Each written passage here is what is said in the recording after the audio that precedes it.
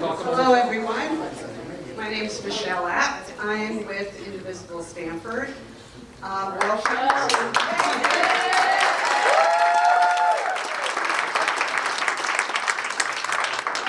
to Indivisible Stamford's Town Hall with Governor Ned Lamont. Governor Lamont is currently serving his second term, and it's important that we acknowledge the accomplishments of both those terms. Over the past 7 years, he's prioritized our state's financial health, and under his leadership, we've maintained consecutive balanced budgets, paid down our pension debt, and fully funded our rainy day fund. Thank you. And especially important during the COVID crisis, Governor Lamont guided us with a steady and thoughtful hand, driven by science and compassion, and we thank him for that as well. We also want to thank him for joining us tonight for an important discussion on the many challenges that we're now facing in Connecticut, both related to and apart from the Trump administration, and we are here to learn more about his efforts to address those challenges. And, by the way, the governor is aware that many of us gathered here tonight are frustrated, and he came anyway. So, again, we need to acknowledge that. I request that we remain respectful of the governor and our fellow audience members throughout this evening. Please allow questions to be asked and answered uninterrupted, and let's use our time really well. We will do our best to give everybody a chance to ask their question, and if you have a follow-up question on a topic, please let us know so we can address it before moving on to the next topic. We will do our best. We have 90 minutes with the governor tonight. After some brief remarks from Governor Lamont, we will begin our Q&A. So let's get started. You're on. I'm on. Well, good evening, everybody. Sorry to be late. Wish I could blame somebody on the traffic, but it's probably I had something to do with it. I'll cut to the chase, Michelle. I'm frustrated as well, and I'll tell you what's going on with the state dealing in this political environment, starting with Donald Trump. It's not my first rodeo with Donald Trump. I was there for his last 2 years. And this time is much, much worse. I think he's more mean-spirited. I think he's more corrupt. He's a lot more intrusive in everything we're trying to do. And more than a little bit incompetent. And I'll try and speak to a lot of that. First thing, the day that he was elected, came down and had to do a talk and try and reassure people. And I was particularly worried given the nature of that campaign. I said I want to make sure that he feels safe. And in particular, I want to make sure that our Hispanic kids and our trans kids feel safe going into our schools.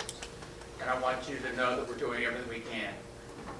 What does that mean? Because it's not easy. Because, you know, the federal government has got a lot of power when it comes to immigration. But what we've done in our schools is we've designated somebody in each and every one of our schools who's, if ICE comes, and they're not doing that much, but we're preventive, doing everything we can. They're going to be there at the door. They're going to say, you're not allowed in here. You're not allowed in here. If you have a judicial warrant, we'll try and follow up, but we're not going to, we don't know the status of people in our schools, and we don't want you being involved there. I'll tell you that, same thing with our hospitals and our primary emergency care. We did a program, free healthcare program up in Bridgeport. This was soon after his election. And a lot of the folks there don't have a doctor, and we were there to provide, you know, vaccinations, and testing, and most of those folks there were Hispanic, and probably a lot of them were undocumented. And I just remember that at the end of the day, we said, who here wants to sign up and get a primary care doctor? We'll sign you up, no cost, no questions asked. We want you to do that. And nobody would sign up. And it's just a reminder of how scared people are right now. And I think I got one of the questionnaires saying, well, what do you do? How can you protect people when it comes to their privacy? You know, we got a list of folks on Medicaid and SNAP and things like that. And we have a guy named William Tong. every time they go after us, every time they're trying to get the names and identification, the personal information, punching back, counter-sue. It's in the courts. I can't tell you how it's going to come out, but tell your friends right now, we need you there, and you can be safe. I can tell you that it's pretty tough when it comes to a budget too, because every day, well, I said the courthouses. I got a lot of information about the courthouses from you. I have some say over our state courthouses. I want people going to the courthouse. I want Hispanic folks, undocumented, I want you going in. You know why? Because many times you're going in there helping to keep us safe. You're going in there as a witness to a crime and other ways that we need you to feel safe and confident going into the courthouse. And we've had some instances, including right here in Stamford, where we've had some ICE issues. So I work with a guy right over there, Safstrom. He's going to help me out because he's on the Judiciary Committee, what we've done with the Trust Act. But working with him and working with Raheem Mullins, we said in all of our state courthouses, a couple of things. One, no mask. You can't wear a mask at our courthouses and intimidate and scare the hell out of people. Number two, no arrests in our courthouse. You've got to have a judicial warrant. You've got to prove that this is ordered by a court. No coming in and playing with these detainers. And right now, I got some of the questions you had. We're trying to do everything we can to allow people to maybe be able to testify remotely, so you don't necessarily have to go into the courthouse. I'll just say one last thing. We're trying to manage through a budget as well and keep faith with our people at a time, This place is getting expensive. There's people on furloughs, people getting laid off. The economy's getting pretty weak. We're trying to do everything we can to protect you there, and it's not easy. It was a damn shutdown. First thing that got us hit was something called WIC. That's Women, Infant, and Children. That's about 50,000 young moms with infants and kids under the age of 5. We give them some resources. They get formula and other healthy food to give their kids the best head start. That shutdown just closed the door, cut it down. And we said we're going to step up as a state. We're going to make sure that every single one of these young moms knows that we're there to protect them. And we're going to keep that funding going as long as we can. Look, we got to get this thing solved, this shutdown, pretty soon. I mean, the next up is SNAP benefits. SNAP is food support for folks. That's $72 million a month from the Fed. So we're trying to manage through all these different headwinds coming from the White House and coming from Donald Trump. I think I'm getting a look from you, so I think I should probably slow down here and take your questions. Okay, thank you. Thanks so much. I'm going to start with the first one, and then it is open to the floor. We're going to do questions from group by group. 3 from here, 3 from here, 3 from here, and then start again.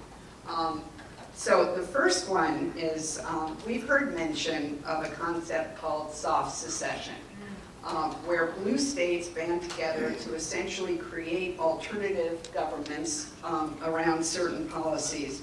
You did that by aligning with other Northeast states on vaccine policy.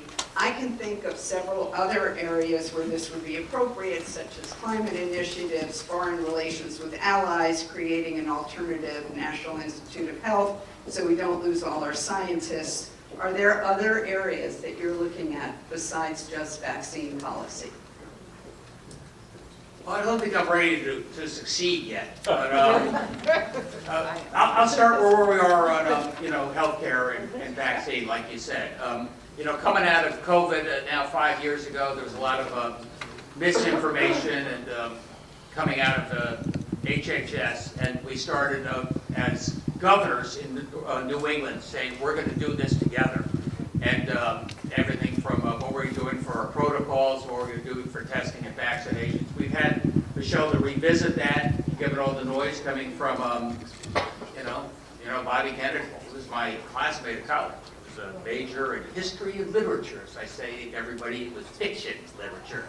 And so we've got all the New England departments of health speaking with one voice. We've now got Massachusetts. We now have New Jersey and New York. And I think as many of the states in the country as we can, setting up at least clear direction in terms of what's safe, what you should do, why it's really important for your kids to get those vaccines, and how we establish the protocols there, even for kids under the age of 2. We are one of the most vaccinated states in the country. You want to know something? Our kids and our families are a lot safer for it. You look at mumps and measles and all the things going on in other parts of the country, not here in Connecticut. But I'll tell you, it's less people are vaccinated today as a percentage than they were just a couple of years ago because of all this misinformation. That's what we're trying to do. More broadly, what else are we doing? I work with Governor of Massachusetts and others in terms of this is what we're doing in our courthouses. This is how we're going to deal with ICE. This is what I'm doing for SNAP benefits or WIC programs or other cutoffs coming from the federal government. We can't make up all the shortfall, but let's speak with one voice to make it easier there. We work very closely with our congressional delegation so that we push with one voice. I wish we had I don't know if I wish, but a couple of Republicans would have helped push the nod a little more as well. But do what we can to stand up. I got to say to our congressional delegation, give them a shout out, will you? They are tough, they are hard, they're fighting their hearts out. They're saying, hey look, this shutdown, we're going to solve this shutdown, but don't solve it by jacking up health care costs and premiums for middle class families. It's going to go up $10,000 to $15,000 a year if Trump has his way on this. So they're holding out for something important in order to get this shutdown over with. I think that's enough for now.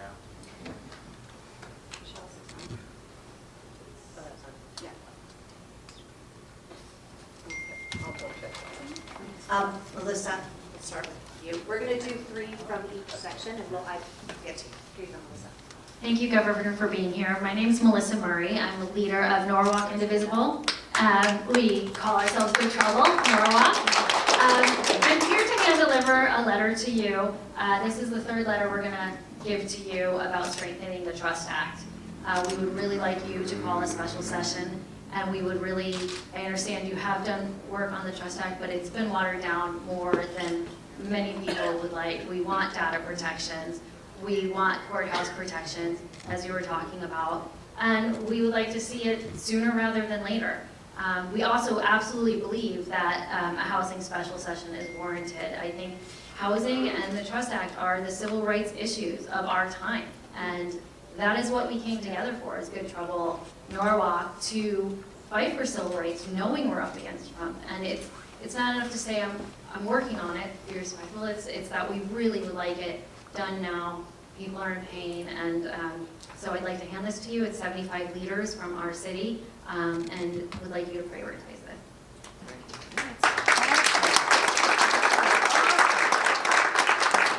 Let me read this in a bit.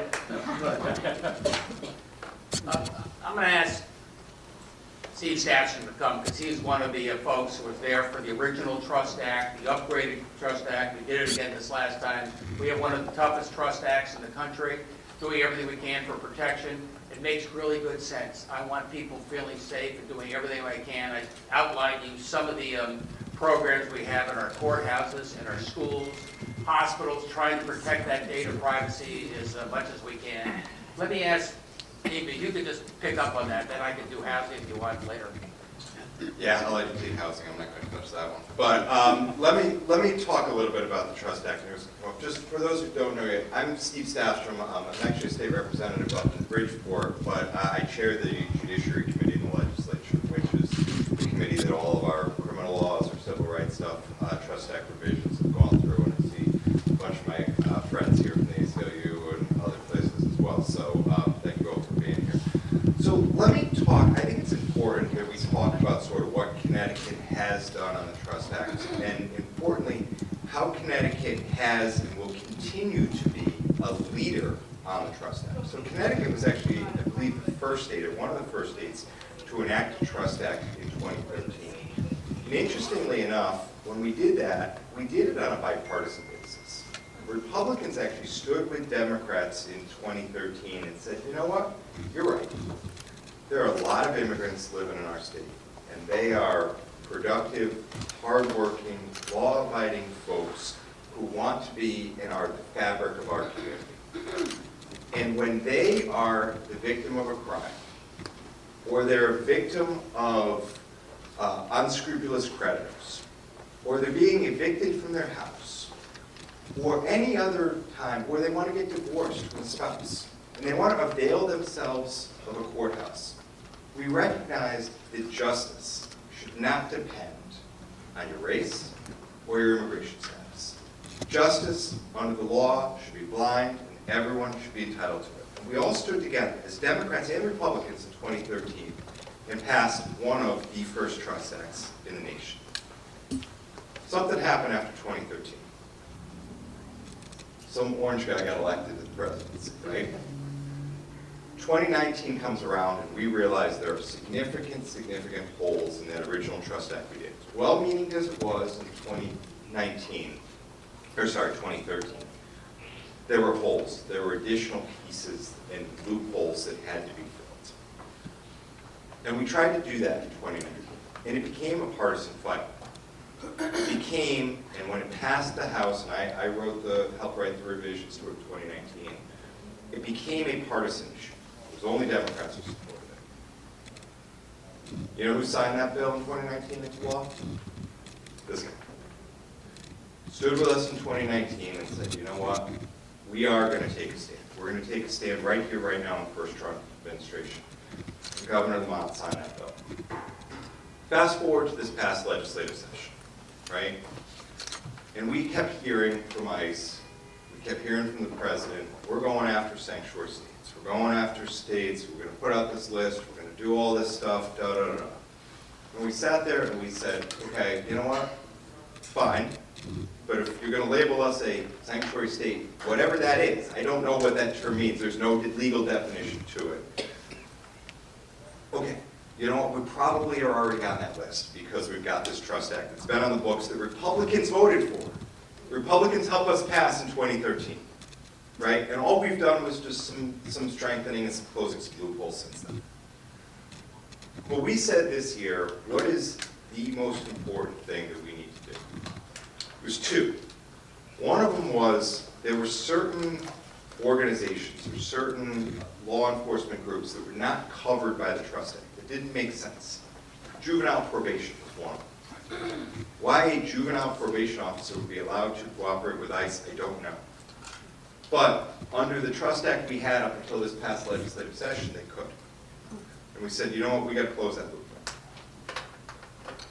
The other thing we did is we said, you know what, the Trust Act was great the way it existed in saying, please ICE don't come in to Connecticut, or please local police departments, state police departments don't cooperate with ICE. But what happens if they violate that law? What's the enforcement mechanism? And so what we did in this past legislative session, hugely important, was add an enforcement mechanism. It was the single biggest ask from, I think, all the advocates, and I think any of us who care deeply about the Trust Act and protecting immigrants in our community. And we added an enforcement mechanism. You know who signed that bill into law? This guy, right? Now, go forward to this summer, and we get put on that list that we are a sanctuary state, whatever that means according to the federal government. ICE comes into Connecticut. They start chasing folks down the streets of Danbury. They didn't stop there. They went into a courthouse here in Stamford and started breaking windows. And you know what we've seen? We've seen less people showing up for court appearances. We've seen less people willing to come forward to report crimes. We've seen folks being afraid to go into our courthouses. So we said, you know what, we can't wait for a special session. We can't wait for next legislative session. We got in a room with the Chief Justice, we got in a room with the Governor's General Counsel, and we said, you know what, let's come up with a policy. Let's stop it now. Sometimes law is great. Sometimes law is the way to do it, but sometimes you can actually get stuff done, I hate to say it, sort of in the conference room, and just actually get a policy out quicker than it takes to actually go through the full legislative process. And that's what we did. Is we put out a new policy, and I talked to the Chief Justice just today, coming down here, and he says, since we put that policy out, knock on wood, ICE has abided by it. There haven't been arrests by ICE in the courthouses since we put that policy out. The policy said ICE can't come into a courthouse with a mask on. They haven't done that. The mask piece is really important because if folks remember back to 2020 2020. We were fighting another very significant civil rights issue at the time, and that was the murder of George Floyd, police accountability. And one of the things we did in that bill, again, signed by this guy, we said, you know what, police officers in our state, they need to have their name and an identification on their outermost garment when they're going to effectuate an arrest. People need to know who it is who's arresting them. The same should apply to ICE. Now, we can't, as a state, tell ICE they have to put their name and it has to say ICE, and like, we're not allowed to do that. You know, they're federal law enforcement officers. What we can say is if you're going to come into our buildings, especially our courthouses, you're going to identify yourself. You're going to abide by those same protections, those same regulations that we do for police officers, because that's what we passed in the police accountability bill. So, fast forward, I'm getting the hook over here. Okay, got to move on to the next question, but I know there was going to be a few on ICE. So, as we move into special session, data protection, or into next legislative session, whenever we get data protection is critical. Codifying the protections that we just did for the courthouses, absolutely critical. And continuing to look at how we make federal law enforcement have to identify themselves in similar manners to what we require of our state and local police departments. Those are the three most important issues that we need to be focused on. And you have certainly my commitment on behalf of the Judiciary Committee, and let the governor speak, that those are the issues we're working on every day. All right.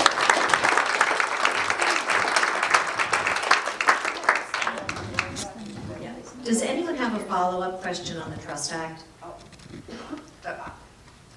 Sorry,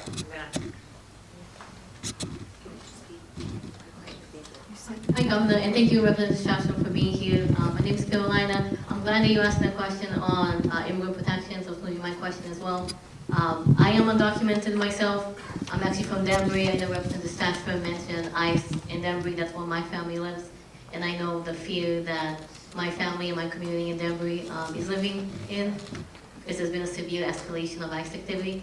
I appreciate the commitment of the state to protecting immigrant communities in the past with the Trust Act. I was part of the campaign that fought to pass the first Trust Act in 2018, in 2019, and 2025 again. So I know exactly how those fights went and how meaningful it was. I think the moment that we're in now is beyond just strengthening the Trust Act. As was said earlier, what we need is ensuring that the data of our immigrant community is protected. That means folks who apply for a drive-only license, like my parents have a drive-only license, and they're scared that ICE is going to find out and come after them. Folks who apply for Husky Medicaid. So we need to ensure that data, that we have laws on the books to protect the data of folks. We also do need to ensure that the announcement by the Chief Justice around courthouses is qualified into law, just as Chief Preston said. I'm glad that you delivered the letter. I'm also part of another group that had a letter of 100 organizations around the state who signed on to 4 demands, demanding that immigrant protections be taken up in the special session, including data protection, preventing ICE arrest at courthouse, remote hearings and proceedings, and limiting the corporation of local and state resources. So my question to you is, will you commit and support immigrant protections being brought up in the special session that's coming up? Yeah, absolutely. It depends what the protections are, but absolutely. I will tell you, following up on what Steve was saying, we're a little bit sometimes, I don't want to know everybody's immigration status. When our cops stop somebody for a speeding ticket or jaywalking or shoplifting or whatever it might be, we don't ask people's immigration status. So if ICE comes up to us and says, I want to know who that person is, I want to know their documentation, we say, we don't tell you and we don't know. We're raising, thanks to these guys here at ACLU, hundreds of thousands of, drug-related convictions. So that is just a race that's gone. That's not sitting on somebody's record. When it comes to Medicaid and some of these other programs, we're trying to put up a wall, get in other ways so we don't have to share any of that information. If there's a federal court order, it makes it a little more complicated for a governor. But we're doing everything we can within the law to keep you safe. Okay, we have one more question on this topic, and then we're going to move on. Hi, Governor. My name is Gina Romano. I'm from Sherman, Connecticut. There's a person that I care deeply about. I was in court with him yesterday. They want him to come back. I need a virtual appointment for him. We can't wait. You need to have this happen, okay? I don't know how you have to do it, but we need these virtual appointments, please. This is a virtual appointment for I think what everyone's talking court about. cases. Court cases, like we did during COVID, when people couldn't go to court. We because did, for, Steve can probably speak to this better. They keep putting him off, they won't give him a virtual appointment. For civil cases, we're going to get more and more virtual appointments done. For criminal cases, they have some reasons where the witness or whoever it is has There's to no be there. witness involved with this guy, and he didn't do anything, and they have proof. And they're not pushing it through. Okay, so maybe could you Yeah, talk we'll to get your somebody in information. staff? I don't know where there Al is, someone from but the we'll governor's sign staff up here? there so we can Ma'am. follow up. Let me talk to A them. lot of these cases, we're individually trying to step in and accelerate those. Okay, so we're going to change topics for just a second here with a different type of question. Governor Lamont, hello. My name is Alex Rodriguez, and I work with a nonprofit called Save the Sound. Governor, I want to commend you for all you're doing to hold strong on the Revolution Wind project, as well as having appointed a Pura chair who actually held the public utilities, who actually held the utilities accountable. I'm very concerned with the amount of influence that the utilities and petroleum lobbyists have over Connecticut's energy future. Governor, you committed to 100% carbon-free electricity by 2040, and the legislature codified that. Governor, in this time, what is our step forward to make sure that Connecticut is stepping into the clean energy economy of the future while protecting workers and ratepayers? The oil guys are not that impactful up in the legislature, but believe me, the utilities are very impactful, and they are everywhere and have an awful lot of dominance. I think we had a very good Pura commissioner in Marissa Gillette. Usually we have sort of retired folks and stuff. She held the utilities accountable. She was there. She comes out of the regulatory world. I think she saved us an awful lot of money. And they sued her 15 different times, and there was impeachment proceedings. And sadly, she decided to step aside just in the last 10 days, 2 weeks. When it comes to power, look, we need more energy, electricity generation in this state. We're bringing down hydro from Quebec, but they're not making any more water up there. They've had a drought. Believe it or not, we're bringing in solar from Maine, which took me a little by surprise. I thought it was foggy Maine. But they have hundreds of acres, they can build big solar farms, and we're making a difference there. You brought up wind power and Revolution Wind. Here's an example where I think the Trump administration is just grossly incompetent. Look, I said, look, you won the damn race, and you don't like wind power. I get it. This project is 80% done, almost $5 billion invested, 500 plus people working directly on the docks, and thousands more broadly. We're close to the finish line, and 4 days before Labor Day, they said, stop work order, fire. They told me that was not going to happen. And the people I talked to said, we didn't know it was going to happen. It comes out of the White House. Anyway, we brought suit. Orsted, the developer, brought suit. We won that overwhelmingly. I don't want to yell and crow about it a lot because there's always a chance of an appeal or something like that. But right now, people are working every day to get that done. So those are just 3 examples of the types of additional energy we're coming in. That's all carbon-free. I don't know where this crowd stands on nuclear power, but I can tell you that Millstone Nuclear Power is about 80%, 90% of our carbon-free power, and they're looking to have an expansion or at least an extension of what they're doing there as well. I think that's a good piece of what our energy future is going to look like. Okay, so I'm sorry, we have one question back here. We have a question back here from a mom who needs to take her child home, and then we're going to move to the middle. Thanks. I have a question about childcare as well as health insurance. I'm an NIH-funded PhD scientist, have my own small company, startup that I started, very small. Don't have my own employer health insurance, so I pay after taxes $2,000 a month for insurance, $2,000 a month for childcare. I have to wait 5 years till she goes to kindergarten to have another one because I can't afford a second kid, so I'll be 37 years old, geriatric. I want to know. Hey, hold it here. Hey, kill us. I don't see a lot of millennials here, but a lot of us are in this situation. So I want to know, as the governor of one of the richest states and the richest countries of the world, what can you do to help us with healthcare and childcare? I'm really actually very happy to ask that question. You're working with Steve and our friends in the legislature. We just passed the biggest expansion of early childhood education in any state in the country. And we put $300 million aside. That's a down payment. It's going to be free of charge, early childhood, infant, toddler, right through pre-K for all families earning up to $100,000, and then steep discounts from there. That should save you, when you get that second child, over $15,000 a year. I think you need any Republican support for this thing. I mean, you guys are all talking about affordability. Here's your chance to step up and make a difference in people's lives. I love it because it's going to make sure that you stay in the state of Connecticut, other young people come to the state of Connecticut. I want to make sure that we're the most family-friendly state in the country. You know, tag on to that paid family and medical leave and the best K-12 system in the country. That's a pretty good head start. You also mentioned, frankly, no help from Donald Trump. He's cutting back on Head Start every day, but we're still going to be expanding by well over 1,000 slots this year alone. You also mentioned healthcare as a person of small business and self-employed.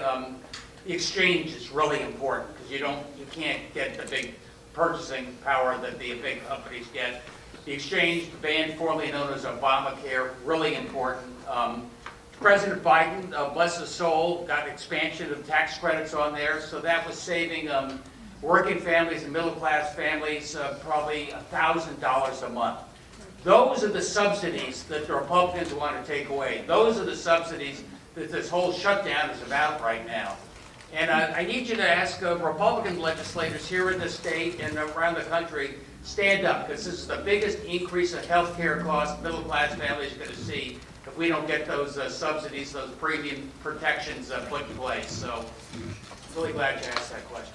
This section here. Do you have a question?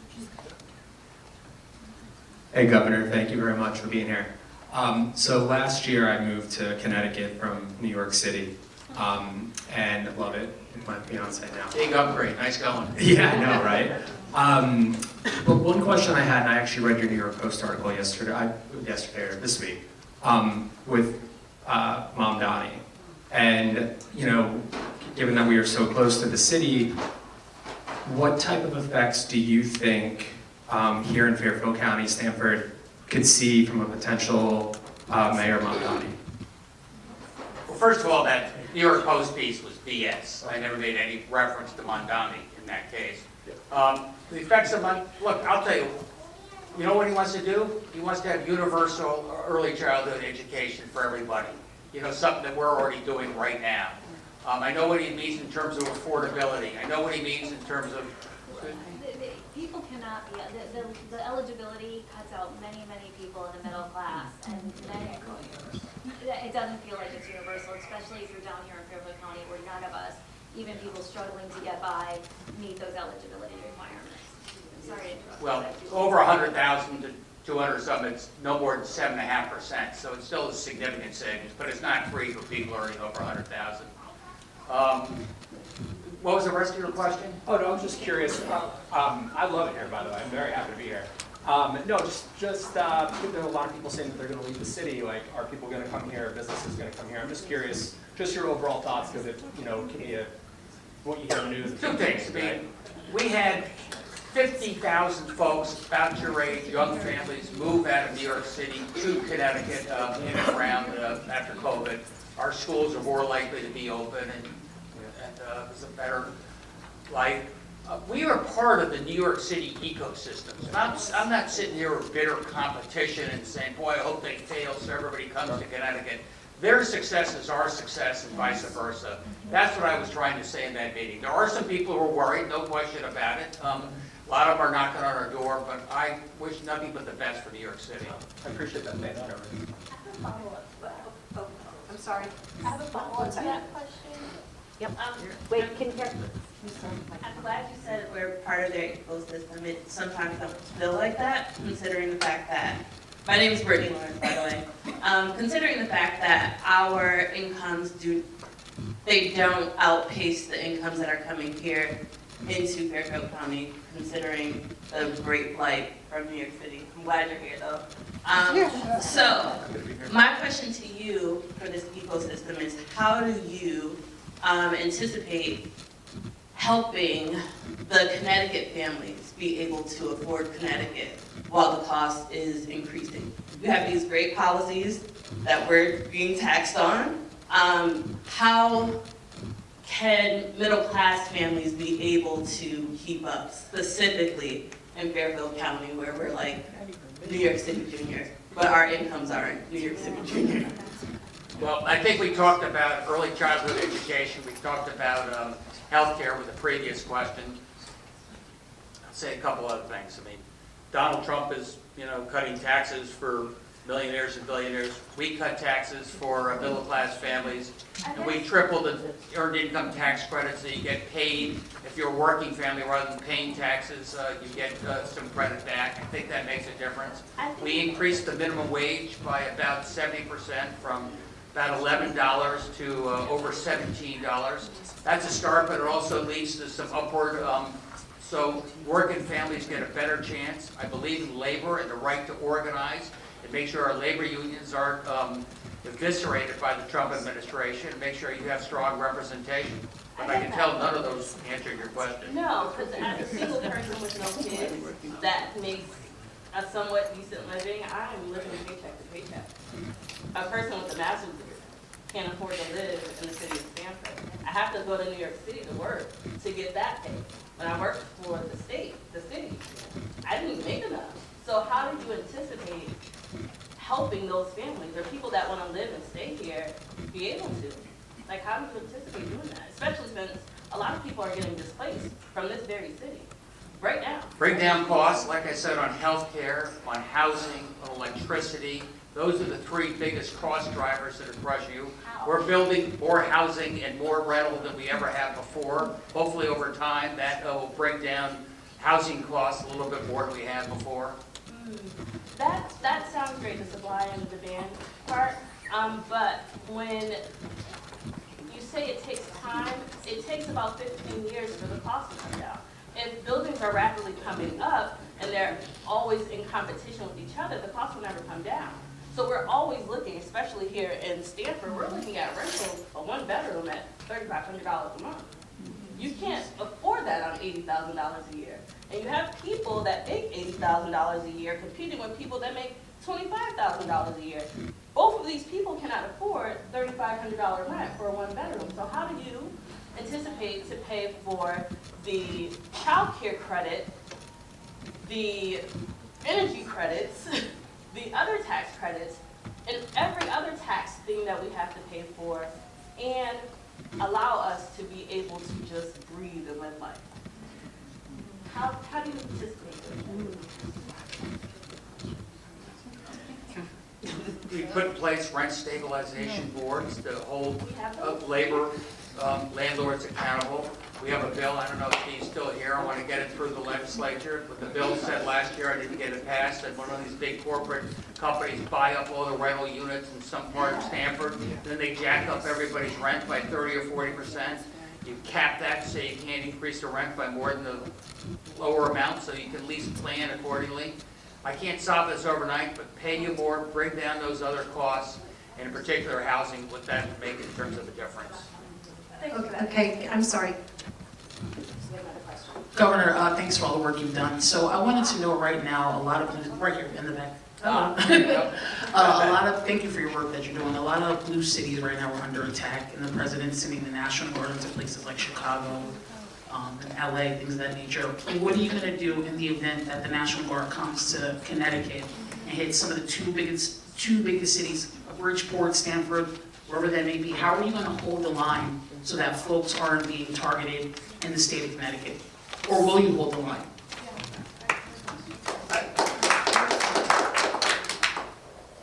I can tell you, this is false hope perhaps, but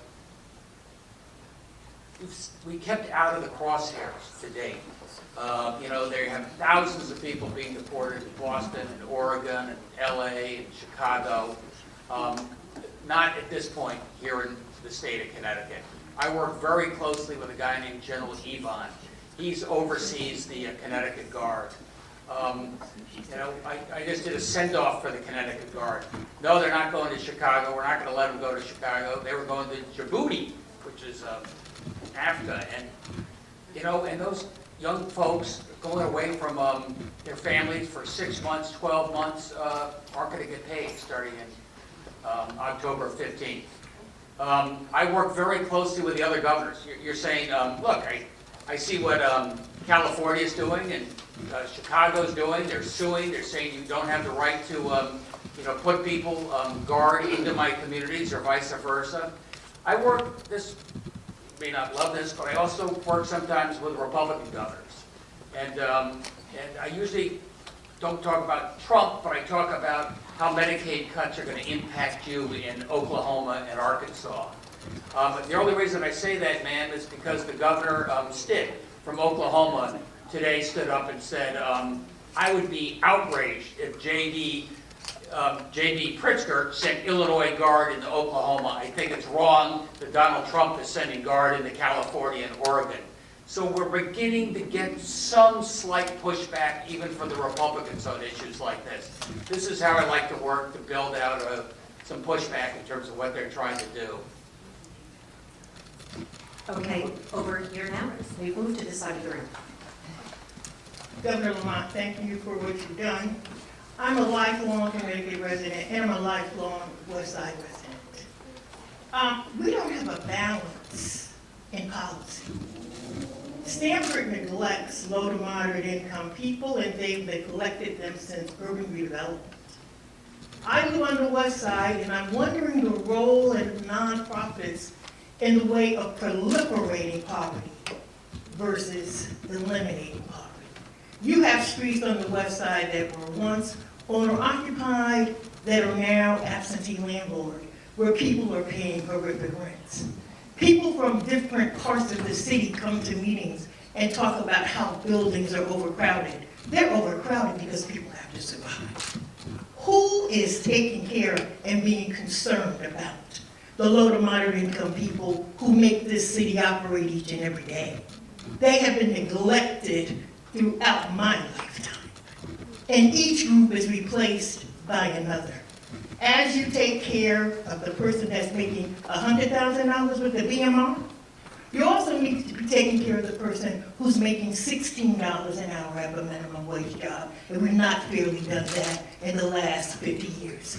As we transfer from HUD programs to tax credit programs, the poor people get trampled. We need more opportunity, a balance. We need mutually beneficial outcomes from the low income to the upper income. We all need to be rising at the same time. And you can tell me how we're going to fix that problem. Can I make a suggestion? I'm sorry. No, you're fine. No. This was a housing question, and I think, is there anyone else who has a housing question? Because I think we should, okay, I'll be back. I see your sign that says sign 502. I think actually that's directed at the governor, not to me, but. Who else wanted to? Me. Okay, hold on. Sorry. Thank you so much. Thank you, Governor Lamont, for being here. And people have laid a lot of big problems this week. This is maybe one of the smaller problems, but it's actually kind of important. I'm part of a national movement that has spread across our country. We're called the Disability Brigade. And we have, I'm sorry. You want to skip to housing? I want to keep on housing. Sorry. That's okay. We'll come back to this, though. Okay. Because it's important. And let me just try and do a better job of answering her question if I could. Absolutely. Go right ahead. You said the word opportunity. I'm doing everything I can to give every single person the very best opportunity to take away any of those barriers that there can be. I think we talked about childcare. I think we talked about K through 12.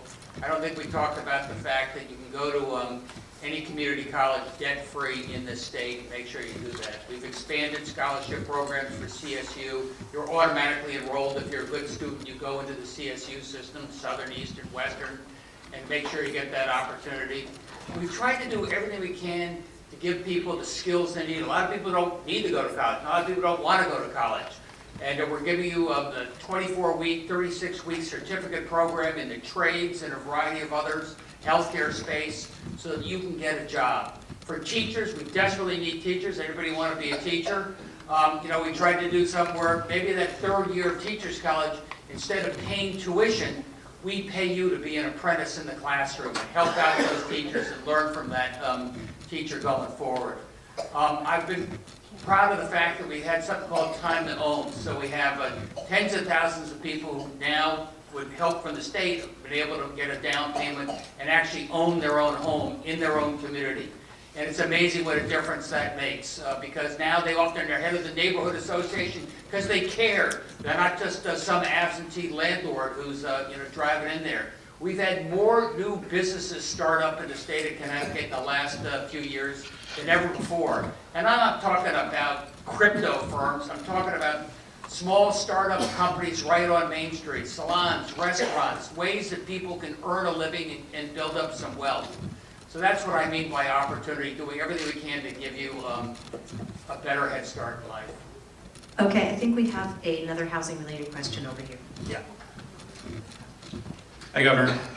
Your comments about trying to make Connecticut affordable are well taken, but your words have not matched your actions, and that shows through most clearly in how you put 5002 on ice, which for anyone who doesn't know, it's the most far-reaching and effective, would be effective, housing legislation that Connecticut has seen in the last 30 years. Someone else was mentioning how impossible it is to afford rent for a home. What do you say to people who are rent burdens, people who are frozen out of the property ladder, especially young people like myself, find it impossible to afford a home the way that our parents and grandparents were able to do, and don't feel like they're able to succeed because the cost of housing in the state is so out of control? I'll take exception to the first part where our actions are not matching our words. We have built more housing in the last 3 years and the last 6 years than we have in decades before. That's multifamily housing, that's affordable housing, that's housing for single folks, one bedrooms and studios, because today 30% of us live alone. When I was growing up back in the Ming Dynasty, it was about 10% lived alone. We need a diversity of housing. We built more, and we have more in the pipeline right now than we've had in many, many years. You're right, the legislature put forward a bill. I think there's some really good pieces of that. Any way I can speed up the zoning, get out the underbrush, allow people to build faster, I think makes an awful lot of sense. I want to be smart about it. I want to do it in transit-oriented areas, so not everybody's dependent upon the automobile. I think you see that's where almost all of our housing is going right now. I did have one exception to it, and I'll be blunt about it. When they had a consultant who came from out of state and told towns, this is the number of units you have to build in your town, in your town, in your town, in your town. And I didn't have one Democratic mayor, not to mention Republicans, who supported that. They said, give us the incentives to take the lead. Tell us you'll build sewer and water. Tell us you'll expand our school if we add more folks. Tell us I get a new train station if we have 500 units of housing in and around that station. Give us the incentives and the wherewithal to do that. And I'll be blunt. I mean, I can see your expression. There's a sense that, oh no, the mayors will never do this. The first selectman won't do it. That's why you need the legislature to force their hand.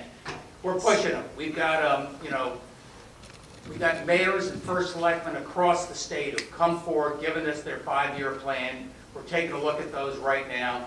And by the way, we're sitting down with the legislature. We're going to work out something together. We'll either do it in a special session in the next 6 weeks. We'll do it in the next session in February. We're going to get this done. Housing is a key urgency. It has everything to do with you and affordability. I can't attract businesses to this state because they say there's not a place for young people, single folks to live. We're going to get this done. So. I'm sorry. Who over here? Oh. Is it about housing? Yes. Okay. Perfect. Thank you. Sorry. Hi, how are you, Governor?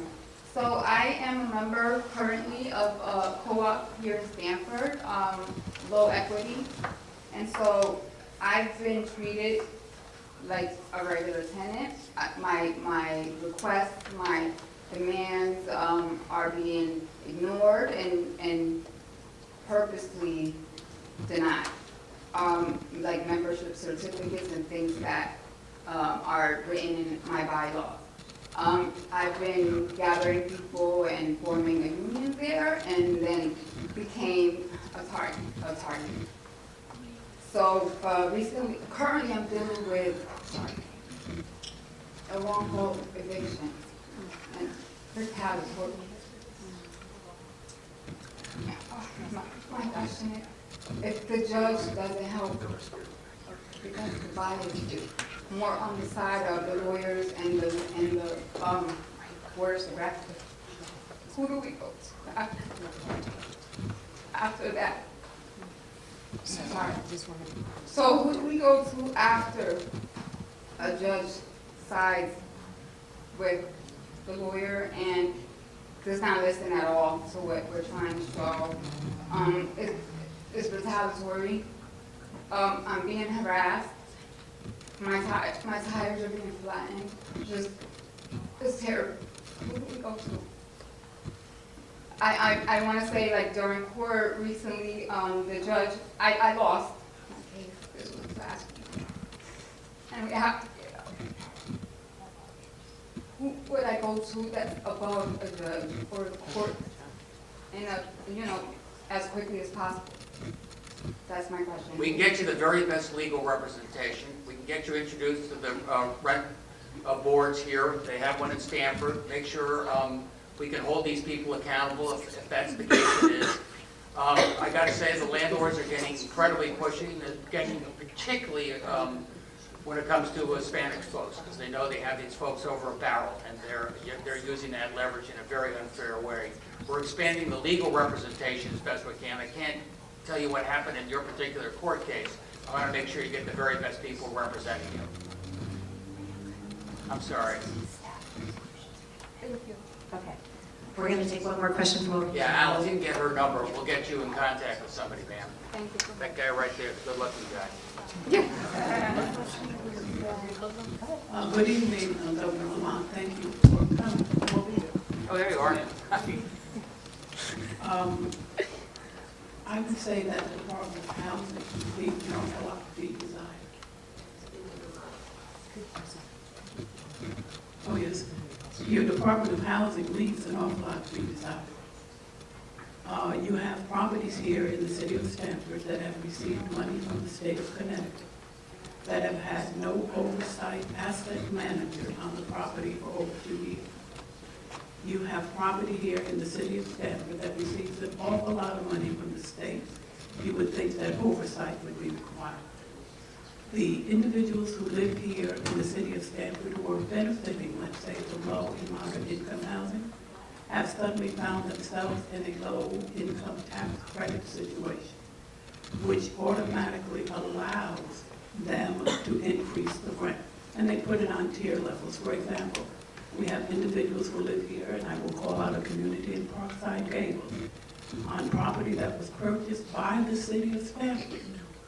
And suddenly, the city of Stamford basically just allowed that particular property to become tax credit income property. What happened there is they were paying $600 a month. They're now paying $1,800 a month. There is no oversight. You go around a lot of money with respect, you waste a lot of money. They have allowed that property to deteriorate without any services whatsoever for over 10 years. And then guess what? They got a new commissioner who decided that we're going to rehab this property and we're going to give you all of this money. And guess what? The first thing they did is triple the rent. There has been over 1,000 units built here in the city of Stamford, true, but not affordable housing. It is a terrible thing when your children who have been born and raised here in this city cannot afford to live in their own home now. So we would appreciate it if perhaps you and the mayor can come up together, and whomever the mayor needs, to get a clear understanding as to what is deeply affordable housing. We don't need you to build another 1,000 units that cost $3,000 for one bedroom. We need you to build commuted that range between 700 and 1,000 and 1,200. That is what your child is making here in the city of Stamford. I hear you loud and clear, man, Bob. That good looking guy again? If you would, give them the context on the place that does not have the local management supervision that you think somebody's been derelict in. If it's city, I'll talk to Caroline Simmons about it. If it's Sailor Mascara Bruno, she's our head of housing, I'll make sure that somebody takes a look at that. That Miss Bruno is part of the problem. Well, give her a chance to make good. Okay. Oh, your question, yes, sorry. Yo voy a hablar en español y me va a traducir la compañera. El mes pasado, en organizaciones de todo el Estado, instituciones educativas, grupos religiosos de derechos humanos, se unieron y firmaron una carta dirigida a su oficina, gobernador, donde abordaron 4 políticas específicas para la protección de los inmigrantes en esta sesión especial, que son protección de datos, mantener los juzgados a salvo de ICE, preservar el programa de HACI para los inmigrantes, evitar que nuestra Guardia Nacional sea movilizada para la aplicación de las leyes de inmigración. Y esto se le preguntó al principio, pero quisiéramos saber si usted se va a comprometer en apoyar y abordar estas 4 cosas que estamos pidiendo, por favor.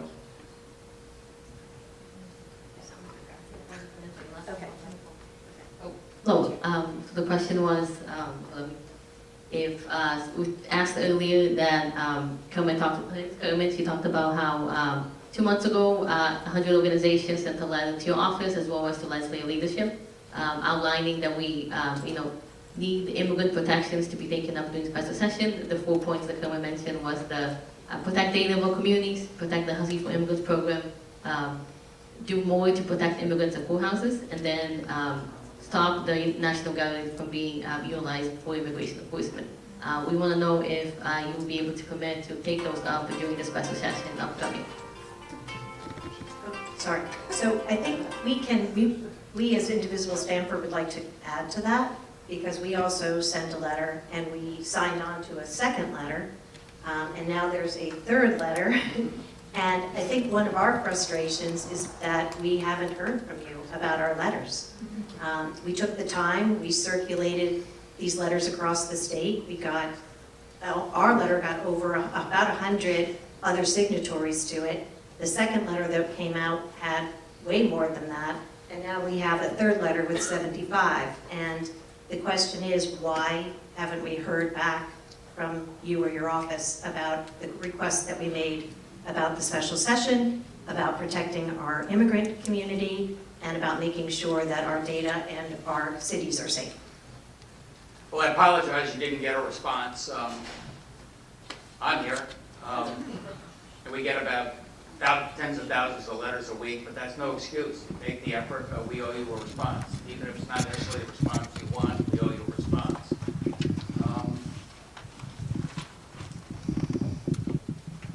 When it comes to the Trust Act, I think you heard from Steve, everything that we've done. We're working within the bounds of the law, man, to see what else we can do. You know, if we get a court order from the federal government, sometimes there's a limitation on what we can do and who we can keep out of different facilities. But we're trying to be as aggressive as we can to, do what I can to keep people safe in those type of facilities. And tell her that my mother was born and raised in the Condado in Puerto Rico. Lived there for the first 20 years of her life, grew up learning Spanish, and sadly, I never learned a word.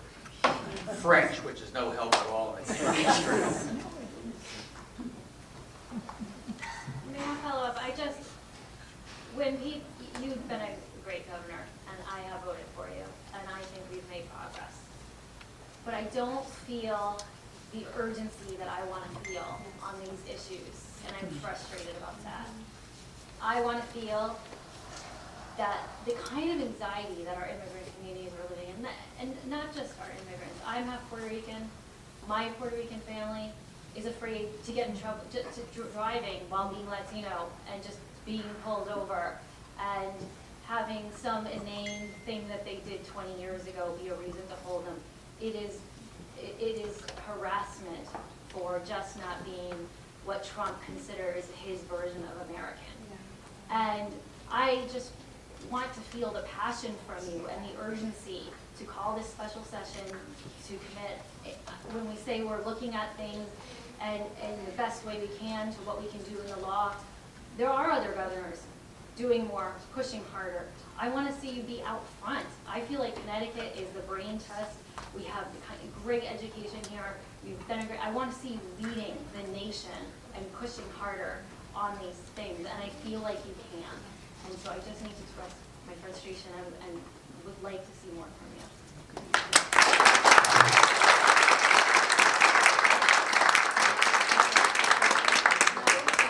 We have the policy solutions. All groups have sent a policy memo to your office outlining examples of legislative language that have been taken up in other states that we could do here in Connecticut. So we can follow up with your office to make sure that you have the policy memo, but we put that together for your office. Okay. Ashley, and then I know we wanted to get. Yes. Yeah. Good evening, Governor Lamont. Thank you for being here tonight. My name is Ashley Gullius, and I live in Norwalk. I want to ask about your choice to align with the President's proclamation to order flags in Connecticut to fly at half-staff for 4 days in memory of Charlie Kirk last month. Interestingly, you did not make a similar choice to honor Minnesota State Speaker of the House, Melissa Hortman, when she was assassinated in June. I condemn all political violence. I do not celebrate Charlie Kirk's death. I also feel strongly that turning him into a martyr and claiming that he was doing politics the right way is disingenuous and hurtful to many vulnerable populations.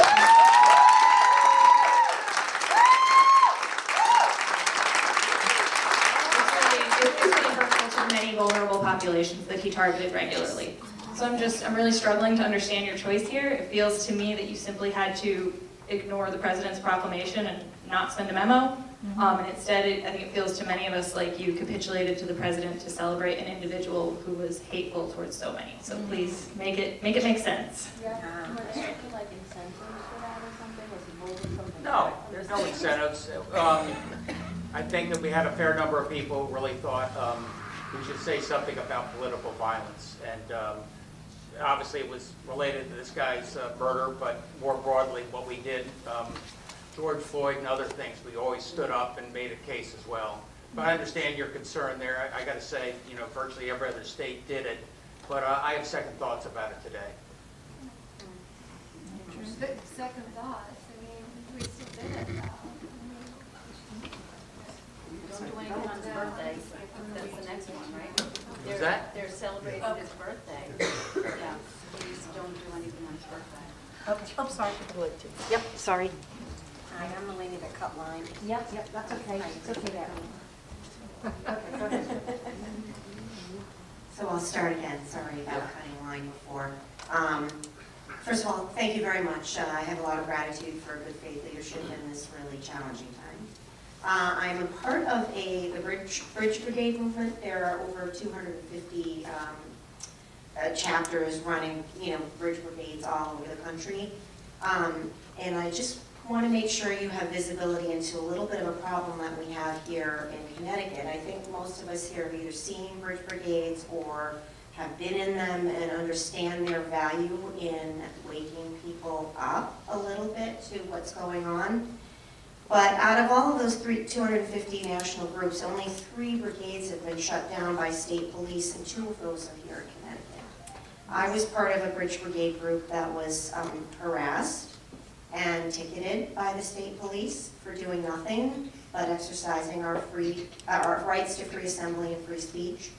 And I'm aware that the Connecticut ACLU has filed an injunction against the state police to stop them from taking more of these actions. I have heard that William Tong, whom I deeply respect, is actually not on our side in this case. And that despite the fact that our tickets were dismissed by a state prosecutor, they did not prosecute us. Our tickets have been dismissed. Our civil rights attorney fought a fight with them and they said, no, this does not apply to you. So my question with that preamble is, what will you do to protect the rights of protesters who are fighting for our democracy? Many of us voted for you, and we need your help, because we need to be out there making these statements and waking the public up to the danger we are in.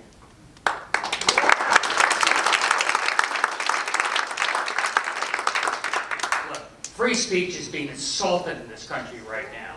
And Trump is intimidating the media companies, intimidating journalists, intimidating law firms, intimidating academic institutions. That's where the greatest risk is. I fight like hell for everybody's right to protest. Ronell Higgins, the head of the state police, worries about people hanging banners and things from overpasses, worried about it from a public, okay, you don't think it's an issue? No, He thinks it's an issue, okay. We don't do that. Okay, well, that's the way he's described it to me as a concern. That's a false claim, at least in our case, maybe other Okay, brigades have done okay. that. We took training, by the way, through the ACLU and through a retired police officer to ensure we would stay on the right side of the law. And yet, we were still harassed.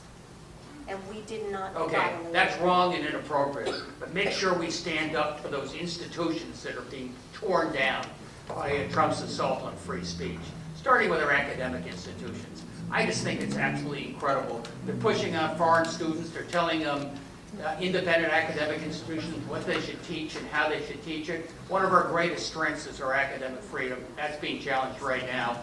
I'll take a look at what happened in that overpass. I'm sympathetic there. I want you to look at the big picture as well. It We really want to makes know me we can nervous. get out there without fear. Okay. It's really important. Yeah, there's been articles about it, so your staff probably did.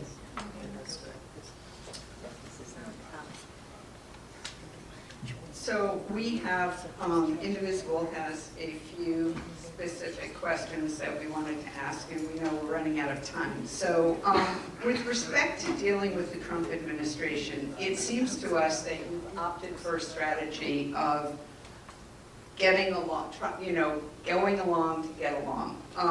Trump is a bully. There's no negotiating with a bully. Is that your strategy? And if so, why do you think that that's a better approach? I think that's a false claim. Okay. Look, but we all have different roles. And I talk about this with all my fellow governors a lot. Our senators, we have great senators in Murphy and Blumenthal. Every day they bang at Trump for the assault he's on our constitutional freedoms and liberties and what difference he's making. I work very closely with William Tong. Somebody liked him, or used to like him.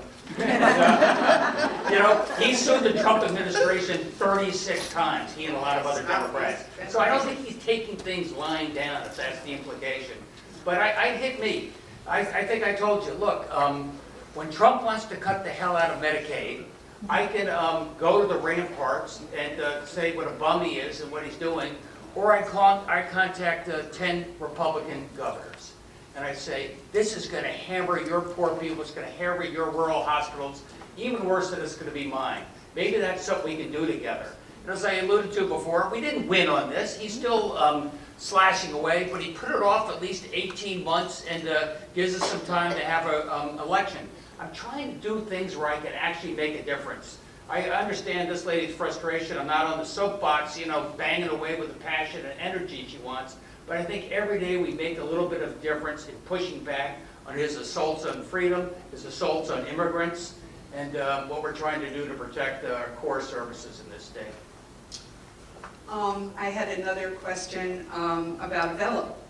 Avello Airlines is contracted with the Department of Homeland Security to provide deportation flights, and Avello is a business that is tied to Connecticut and provides services to some of our universities, including UConn. Have you considered asking UConn to sever their relationship with Avello?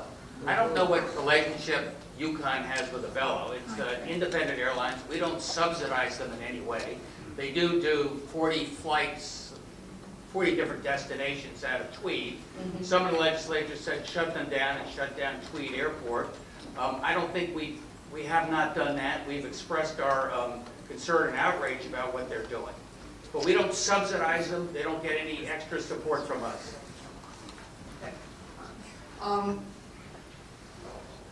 You have a question? Yeah, we have time for... One more question and then, oh wait, you have a question. Yes, I'm We have sorry. just a couple more. Okay. Hi, Governor. Thanks for all that you do. One of my biggest concerns is that as the National Guard is being deployed to cities all over America, there seems to be a process of desensitizing the cities to the military. And my concern is what foresight is being given to the fact in the next election that the federal government doesn't come in and seize our votes, not allow a fair and free election. And are there things that we are doing to plan to protect the votes of all of us in 26? Because if he starts to collect the votes in 26 of every state with the military that he's now putting in many of the blue states, we're going to lose the democracy. So I'd like to know what your thoughts are about that. I worry more that just through the act of intimidation, it's going to scare a lot of people who say, why do I bother to vote? They're going to have folks there. We're going the exact opposite with Stephanie Thomas, our Secretary of State. He's trying to make it tougher for people to vote. We're trying to make it easier for people to vote. We have early voting. We have absentee balloting. We're making sure that people can easily get the absentee ballot, doing everything he can to make it easier for you to vote. I'm terrified that, less that he's going to, not have the next election, but he's going to intimidate and scare people away. These are the very people I want to vote. I want them to have a stake in the election. I think if we've learned anything, you can't sit on your butt during an election like this. Look what happened in 2024. A lot of people said, I like Kamala, but not enough to get off the couch. We're paying a price for it. We're going to be paying a price for the next 2 years. But you discount the fact that the military could just invalidate all of that if they chose to.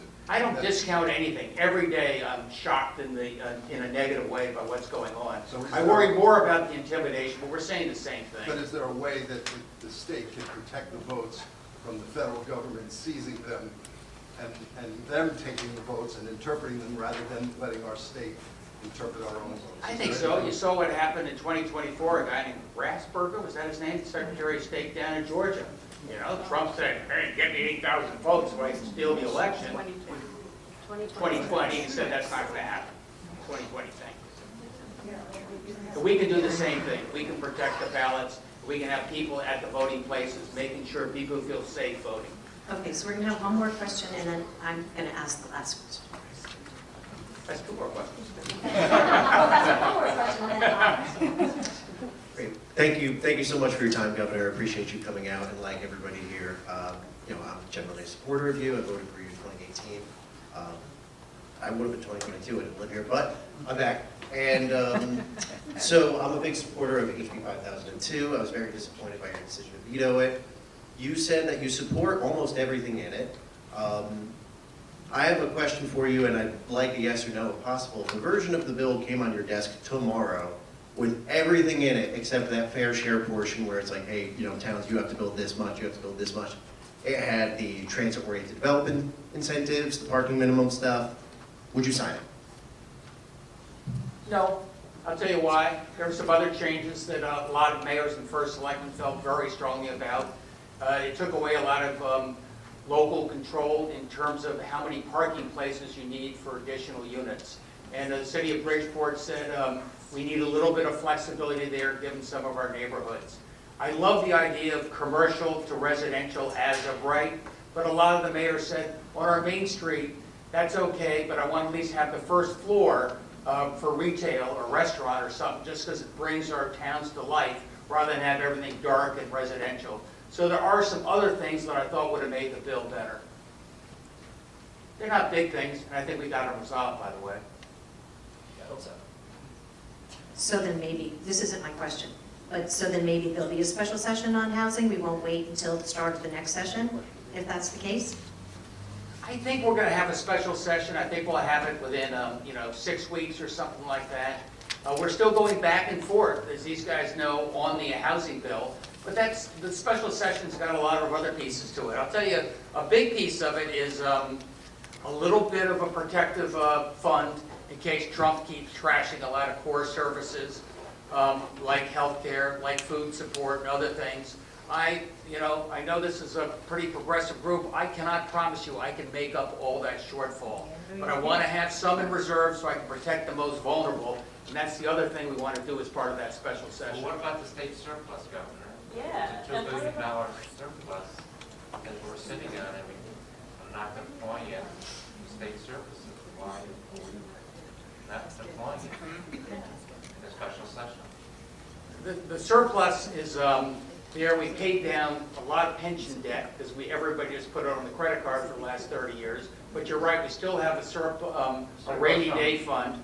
Yeah, Not but the rainy day fund, but the actual. if I can just finish for 1 second, because I've been through 2001 when we lost 30% of our revenues in about a year and a half. 2007, we went through hell. I want to make sure that we have a reserve so I don't have to jack up taxes and cut education, which they did 5 times in the previous 15 years every time we had a recession. That said, we are going to set aside some of that surplus money, like I said, to take care of people in need if Trump continues to do what he seems to be doing. So, I'll ask my question. So we were just talking about elections. There's an election coming up next year, and you haven't officially announced that you're running for re-election. We've heard from some people who have questions about some of your policies and also how energized you are or aren't about standing up to Trump and defending Connecticut from the worst of his policies. And I'm curious to know, I think this was a question from our Indivisible Steering Committee, is if you are running again, what is it that you're going to do in your next term that you haven't done in the past 8 years that is going to get people energized and excited about supporting you? Because right now, I think a lot of people are not there yet. And I think the polling showed that recently, that while there is certainly some support for a third term, that support seems to be a little bit weak.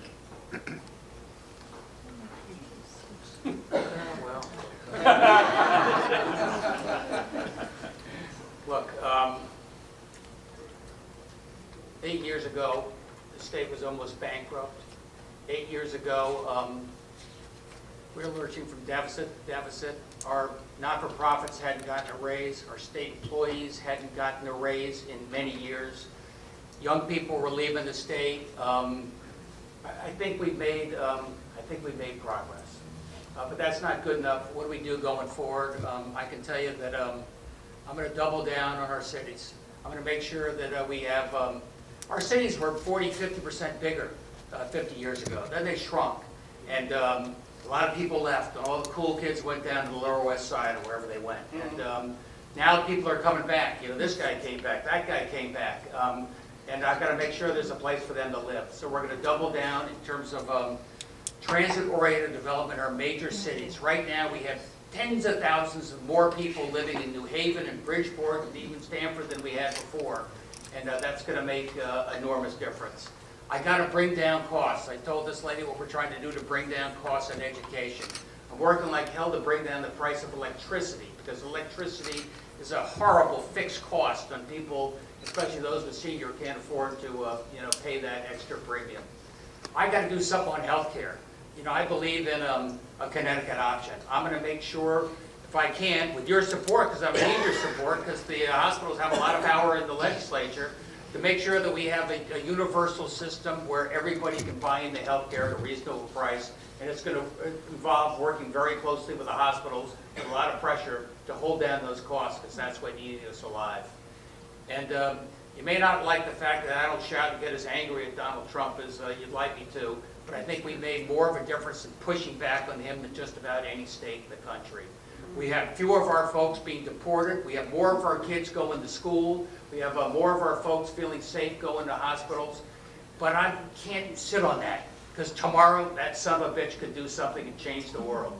But right now, I kind of like where the state is right now, protecting our people and protecting Connecticut values. I think this state represents the very best of American values. I think it's a state that cherishes diversity, regardless of background, regardless of income, regardless of immigration status. We love the fact that you call Connecticut home. And we're doing everything we can to make this a place where you feel safe and your kids feel safe, and this is a place of opportunity for everybody. That's why I like what I'm doing. Thanks, everybody. This has been a great turnout. Is this something you consider doing regularly? Could we have you back next quarter?